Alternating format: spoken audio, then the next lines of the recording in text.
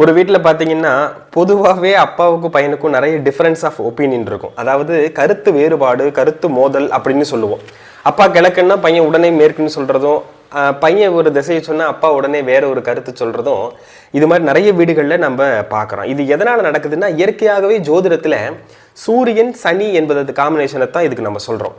சூரியன் அப்படின்னு எடுத்துக்கிட்டிங்கன்னா தந்தையை குறிக்கக்கூடிய ஒரு கிரகம்.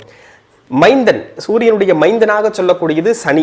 அப்போ இயற்கையாகவே ஒளி கிரகத்துக்கும் இருள் கிரகத்துக்கும், ஒளி கிரகம்ங்கிறது சூரியன், இருள் கிரகம் அப்படிங்கிறது சனி, இந்த தன்மைகள் வேறுபட்டு இருக்கிறதுனால ஜென்ரலாகவே அப்பா பையனுக்கு நிறைய டிஃபரன்ஸ் ஆஃப் ஒப்பீனியன் வரும். ஆனால் ஒரு சில வீடுகளில் ரொம்ப அத்தி பூர்த்தார் போல பார்த்தீங்கன்னாக்கா அப்பா பெற்ற பையன் மீற மாட்டாரு, பையனுக்காக அப்பா உயிரே கொடுப்பாரு. இதெல்லாம் 100க்கு ஒரு 10-15% தான் நடக்கும்.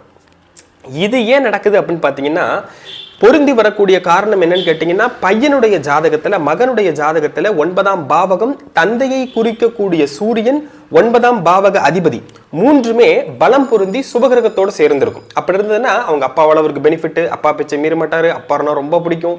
இதெல்லாமே பார்த்தீங்கன்னா ரொம்ப எக்ஸ்ட்ரீமா இருக்கும். இது 100க்கு 15% ஜாதகங்கள்ல மாத்திரம்தான் இருக்கும். மீதி இருக்கக்கூடிய 85% ஃபைட்டா தான் இருக்கும். அதுலயும் சூரியன் சனி சேர்ந்திருக்குன்னு வச்சுக்கோங்க, ஜாதகத்துல கடுமையான கருத்து மோதல்கள் அந்த வீட்டில் கண்டிப்பாக இருக்கும். இதுக்கு ரெமெடின்னு பார்த்தீங்கன்னா எதுவும் கிடையாது.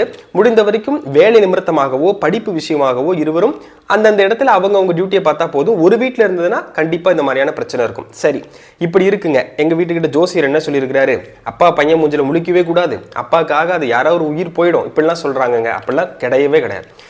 அதாவது கருத்து மோதல்கள் இருக்குமே தவிர, கொஞ்சம் சங்கடங்கள் அப்படி பிரச்சனைகளாக இருக்குமே தவிர, பெரிய அளவுக்கு உயிருக்கோ இல்லை மற்ற விஷயத்துக்கோ சரியான ஒரு பங்கம் அந்த மாதிரி விஷயங்கள்லாம் எதுவுமே சொல்கிறதுக்கு ஜோதிடத்தில் இடம் கிடையாது.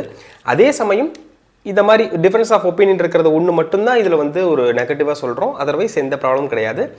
வணக்கம்.